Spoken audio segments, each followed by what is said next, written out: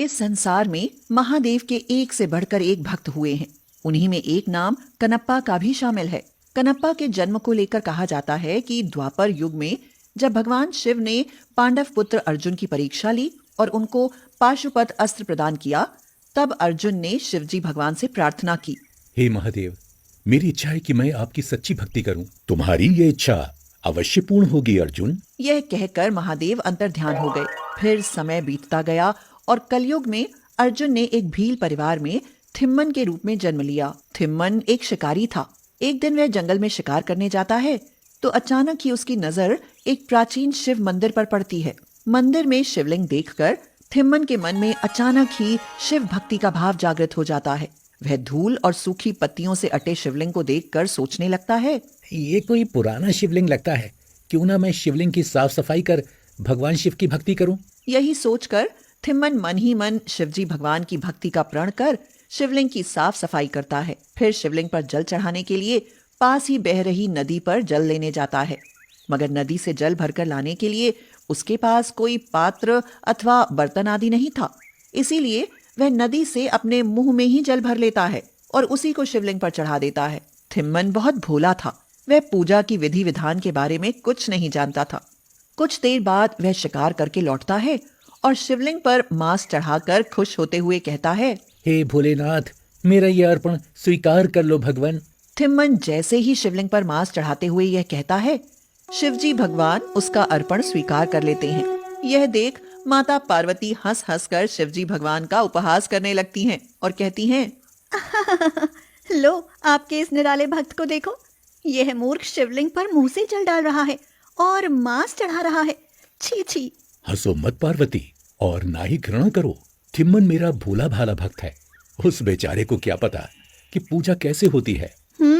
अगर पूजा करना नहीं जानता तो फिर भक्ति करता ही क्यों है। यह सुनकर शिवजी भगवान हंसने लगते हैं और उन्हें यूं हंसते देख माता पार्वती आश्चर्यचकित रह जाती हैं। वह शिवजी भगवान से कहती हैं, स्वामी, आप हंस रहे हैं, आपको तो क्रोधित होना चाहिए। पार्वती, मैं भक्त की भक्ति को नहीं बल्कि भक्त के भक्ति भाव को देखता हूँ। मन निश्चल और भाव सच्चा हो तो मैं अपने भक्त से बंध जाता हूँ।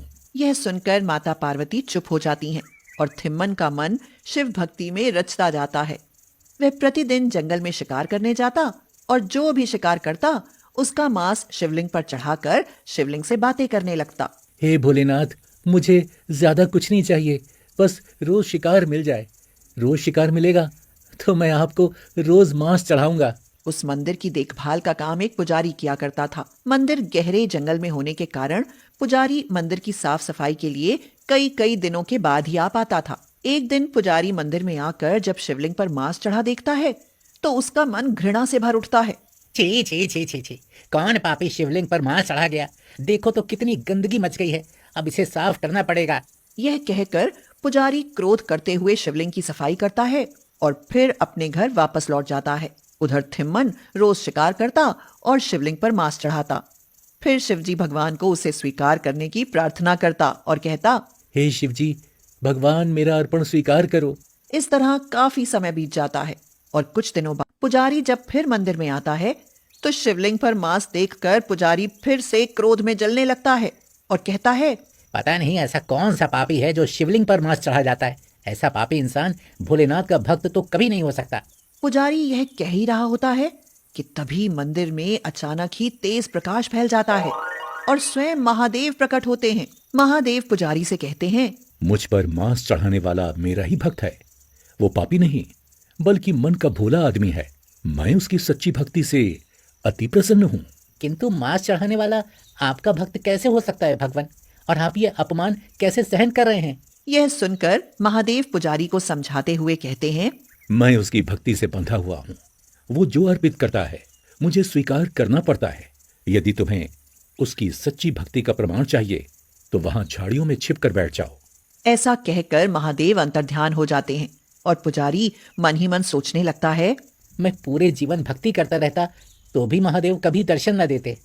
आज उन्होंने अपने जिस भक्ति के कारण मुझे दर्शन दिए, उसकी भक्ति में कुछ तो निराली बात जरूर होगी, इसीलिए छिप कर देखना चाहिए।